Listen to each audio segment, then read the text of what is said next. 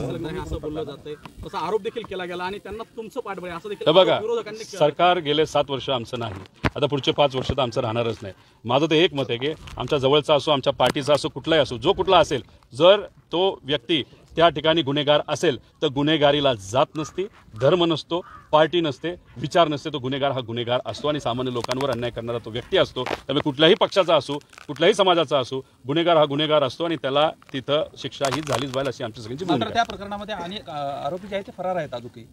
सगळे जे कुठले असतील, आता होम मिनिस्टर साहेब देवेंद्र फडणवीस साहेब बनलेले आहेत. आता त्या ठिकाणी त्यांनी जर पुढाकार घेतला आणि चांगले अधिकारी त्या जिल्ह्यामध्ये जर आणले तर मला असं वाटतं की न्याय मिळाल्याशिवाय राहणार नाही. काय मागणी करताय सीआयडी सीआयडी वगैरेतून काय होणार आहे याच्यात मी हेच तुम्हाला सांगतोय, जोपर्यंत पारदर्शक पद्धतीने ज्युडिशियल एन्क्वायरी होणार नाही, नाहीतर एखादा असा अधिकारी ज्याच्यावर लोकांचा तिथं विश्वास आहे, एखादा चांगला अधिकारी बीड जिल्ह्यामध्ये आणला तो 2 महिन्यापेक्षा जास्त का टिकत नाही असा प्रश्न कधी तुम्ही केलाय का कोणाला?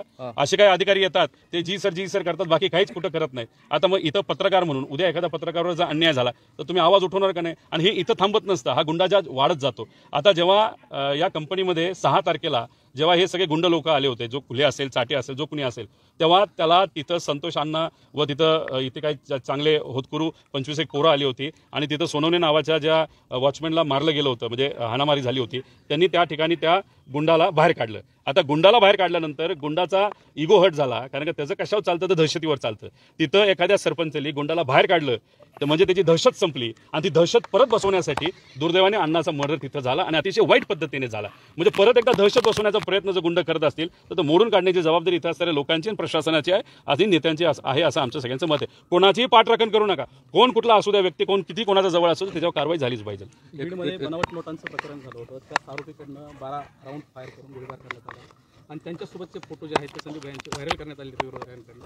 नेमकं काय वाटतं? बघा, गोळीबार करणारा व्यक्ती असू द्या, काल परवा मला असं कळालं की तो कुठेतरी खोटी दारू बनवण्याचा कारखाना कुठेतरी सापडलेला आहे. अरे धरा ना यांना, टाका ना हात आणि करा ना कारवाई. तुम्ही जर कारवाईच करणार नसाल आणि गुंडाशाहीला तुम्ही जर वर्धास्त तिथं देणार असाल, म्हणजे बघा विरोधाभास की परभणीला तिथं सामान्य लोकांना घराबाहेर काढतायत केसाला पकडून, पर महिलांना बाहेर काढलं आणि इथं एका मोठ्या नेत्याच्या जवळच्या व्यक्तीला वाचवण्यासाठी किती खटाटोप तिथं केला जातो. त्यामुळे कुणी असू दे गोळीबार करा, नाही तर तुम्ही तिथं दारू खोटी विका. गुन्हेगार असतो त्याला तुम्ही धरा आणि त्याच्यावर कारवाई झालीच पाहिजे. कसला आर्थिक व्यवहार, काय पुरावे आहेत तुमच्याकडे? त्याच्याच बरोबर आमचं असं मत आहे की हे काय 7 आरोपी आहेत, त्यांचे फोन तपासा आणि SIT करून चालत नसतो. SIT असे अनेक झालेले आहेत. तुम्ही जर बघितलं तर जेव्हा महाराष्ट्र भूषण पुरस्कार दिला गेला, 16 सामान्य लोकांचा मृत्यू त्याच्यामध्ये झाला. SIT झाली, काय झालं 2 वर्षामध्ये त्याच्यामध्ये? त्याच्याचबरोबर आपण जर बघितलं तर अशा विविध प्रकारच्या SIT झालेल्या आहेत. कोकणामध्ये एका पत्रकाराचा मर्डर झाला, SIT झाली, काय झालं ते SITचं, काय निघालं त्यातून? आता अधिवेशनामध्ये SIT करू सांगणं म्हणजे हा पर्याय नाही. न्याय मिळाला पाहिजे. 2-2, 3-3, 5-5 वर्ष SIT फॉर्म करून सुद्धा काही न्याय मिळत नाही.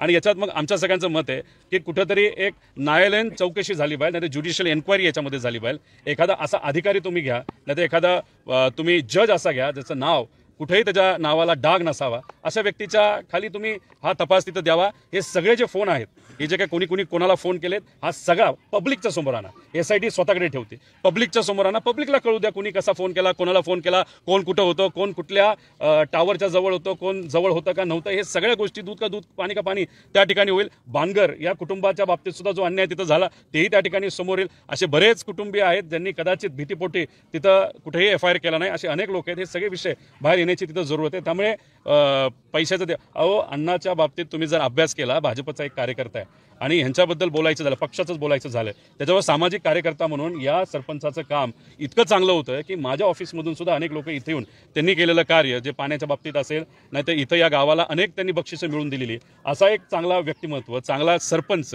लोकांच्या हितासाठी काम करतो. तसंच ही जी मोठी कंपनी इथं जी आली, ज्याच्याकडनं 2 कोटी रुपये हे कुणी मागितले? वाल्मिक कराडांनी मागितले. आता 2 कोटी रुपये वाल्मिक कराडांनी ज्या कंपनीकडनं मागितलं, त्या कंपनीकडनं या संतोष आप्पाली काय मागितलं होतं? तर त्यांनी एवढंच मागितलं होतं की दलित समाजाच्या 2 कार्यकर्त्यांना मात्र तिथं नोकरी म्हणून, वॉचमन म्हणून तुम्ही त्या घ्या, आणि त्यांना तिथं न्याय मिळाला. म्हणजे कुठेतरी एखाद्या व्यक्तीचा, जो व्यक्ती आज आपल्याबरोबर नाही, त्याचं नाव अप्रत्यक्षपणे फक्त तुमच्या जवळच्या कार्यकर्त्याला, एका गुंडाला तुम्ही सेफ करण्यासाठी, नाही तर त्याला वाचवण्यासाठी सामाजिक कार्यकर्त्याचं नाव जर तुम्ही खराब करत असाल तर जनता हे माफ करणार नाही. संदीप, कशामुळे अशा पद्धतीच्या वेगवेगळ्या मागण्या? हे बघा, तुम्ही पत्रकार आहात. कोकणामध्ये अशाच एका पत्रकाराचा मर्डर झाला, SIT झाली, काय झालं ते SITचं? काय मिळालं तुम्हाला ते SITतून? तसंच जे महाराष्ट्र भूषण पुरस्कार दिला गेला त्याच्यामध्ये SIT झाली, काय मिळालं ते SITमधून? तिथं जेव्हा लाठीचार्ज झाला होता काय सामाजिक कार्यकर्ते SIT झाली, कोणाचं नाव पुढं आलं का नाव काय पुढं? जेव्हा बीडमध्ये तिथं जेव्हा दंगल झाली होती, SIT फॉर्म केली, आला का रिपोर्ट तुमच्या हातामध्ये? त्यामुळे आपल्याला काम चालव करायचं असेल ते SIT फॉर्म करायची, त्याच्यातून एखाद्या व्यक्तीला जवळचा असेल तर त्याला निर्दोष हे करायचं. अरे पण इथं सामान्य लोक राहणार आहेत ना, आम्ही सुद्धा कदाचित इथं कमी येत असू, पण हे लोक इथं राहतात. अरे इथलीच लोक जर घाबरलेली असतील, भयभीत असतील, या जिल्ह्याचे भूमिपुत्र असताना सुद्धा या लोकांना जर भीती वाटत असेल तर या भीतीला कुठेतरी काढण्याची जबाबदारी सरकारची. आम्ही काय म्हणतोय की तिथं देवेंद्र फडणवीस साहेबांनी या जिल्ह्याचं पालकमंत्री पद त्या ठिकाणी घ्यावं आणि स्वतः ते होम मिनिस्टर असल्यामुळे इथं जे सगळे अधिकारी आहेत, काही अधिकारी तर अधिकारी आहेत का नाही का कोणाच्या खिशात हे सुद्धा कळत नाही, एकदम कडक IPS अधिकारी तिथं आणा, तिथं तुम्ही बसवा आणि निलंक म्हणजे ज्यांच्यावर कुठला कलंक नाही असे अधिकारी तुम्ही आणा. मग बघा या जिल्ह्यामध्ये सगळेच नीट सरळ होत आहेत का नाही आपल्याला बघायला मिळेल. दादा परळीमध्ये आंधळे दिलं आणि ते असंही म्हणाले की एखाद्या मंत्र्यावरती असे आरोप करणं योग्य नाही. माझं एकच मत आहे, मी मंत्र्याच्या बाबतीत बोललोय का? वाल्मिक कराड काय मंत्री झाला का जिल्हा होम मिनिस्टर झाला का काय म्हणाला? वाल्मिक कराड एक सामाजिक कार्यकर्ता आहे आणि त्याच्याबद्दल अनेक कंप्लेंट आहेत, म्हणजे त्याच्या विरोधात नसल्या तरी त्यांची जी काही टोळी आहे त्यांचं नाव जर पुढे येत असेल आणि ज्या कंपनीने FIR कोणाच्या विरोधात केला खंडणीच्या बाबतीत? वाल्मिक कराड. आता वाल्मिक कराडांच्या विरोधात जर त्या कंपनीने तिथं FIR केला असेल 2 कोटी खंडणी मागण्याचा आणि त्याच्यामध्ये जी नावं आहेत तीच नावं इथं मत सुद्धा जर दिसत असतील म्हणजे या नावांमध्ये आणि वाल्मिक कराडमध्ये काही ना काही तिथं संबंध आहेत, ते संबंध कुठेतरी पुढे आले पाहिजे. त्याच्यामध्ये मोबाईल तुम्ही चेक करा आणि तो कुठला रिपोर्ट असेल ना तो सरसकट लोकांसमोर तो आलाच पाहिजे. आणि SITला काय होईल असं मला वाटत नाही. याच्यामध्ये ज्युडिशियल एन्क्वायरी नाही तर पारदर्शक पद्धतीने एखाद्या ज्याच्यावर कलंक नसणारा एखादा अधिकारी याला ही जबाबदारी त्या ठिकाणी द्या आणि तो अधिकारी कुठला कसा निवडायचा हा खासदार आणि आमदार यांना ती जबाबदारी आहे, लोकांना जबाबदारी द्या. ते जे कुठले माजी अधिकारी असतील त्यांना ते निवडलं जाईल, पूर्णपणे अधिकार त्यांना द्या. मग तुम्हाला दूध का दूध पाणी का पाणी याच्यामध्ये झाल्याशिवाय राहणार नाही. तुम्ही खराब करत असाल तर जनता हे माफ करणार नाही. संदीप कशामुळे अशा पद्धतीच्या वेगवेगळ्या मागण्या? हे बघा तुम्ही पत्रकार आहात, कोकणामध्ये अशाच एका पत्रकाराचा मर्डर झाला, SIT झाली. काय झालं ते SITचं? काय मिळालं तुम्हाला ते SITतून? तसंच जे महाराष्ट्र भूषण पुरस्कार दिला गेला त्याच्यामध्ये SIT झाली. काय मिळालं ते SITमधून? तिथं जेव्हा लाठीचार्ज झाला होता काय सामाजिक कार्यकर्ते SIT झाली, कोणाचं नाव पुढं आलं का नाव काय पुढं?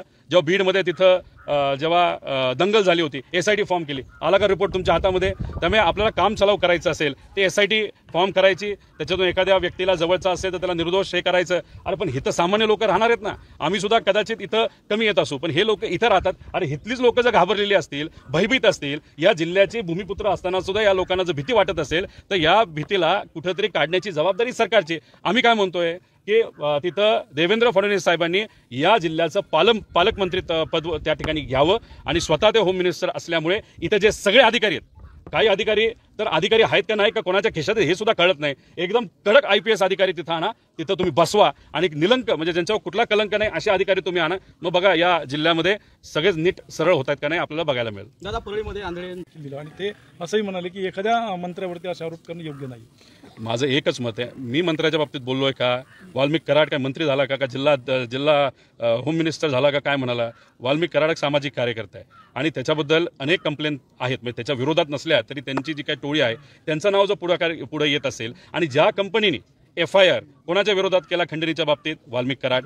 आता वाल्मिक कराडांच्या विरोधात जर त्या कंपनीने तिथं FIR केला असेल 2 कोटी खंडणी मागण्याचा आणि त्याच्यामध्ये जी नावं आहेत तीच नावं इथं मत सुद्धा जर दिसत असतील म्हणजे या नावांमध्ये आणि वाल्मिक कराडमध्ये काही ना काही तिथं संबंध आहेत, ते संबंध कुठेतरी पुढे आले पाहिजे. त्याच्यामध्ये मोबाईल तुम्ही चेक करा आणि तो कुठला रिपोर्ट असेल ना तो सरसकट लोकांसमोर तो आलाच पाहिजे. आणि SITला काय होईल असं मला वाटत नाही. याच्यामध्ये ज्युडिशियल एन्क्वायरी नाही तर पारदर्शक पद्धतीने एखाद्या ज्याच्यावर कलंक नसणारा एखादा अधिकारी याला ही जबाबदारी त्या ठिकाणी द्या आणि तो अधिकारी कुठला कसा निवडायचा हा खासदार आणि आमदार यांना ती जबाबदारी आहे, लोकांना जबाबदारी द्या. ते जे कुठले माजी अधिकारी असतील त्यांना ते निवडलं जाईल, पूर्णपणे अधिकार त्यांना द्या. मग तुम्हाला दूध का दूध पाणी का पाणी याच्यामध्ये झाल्याशिवाय राहणार.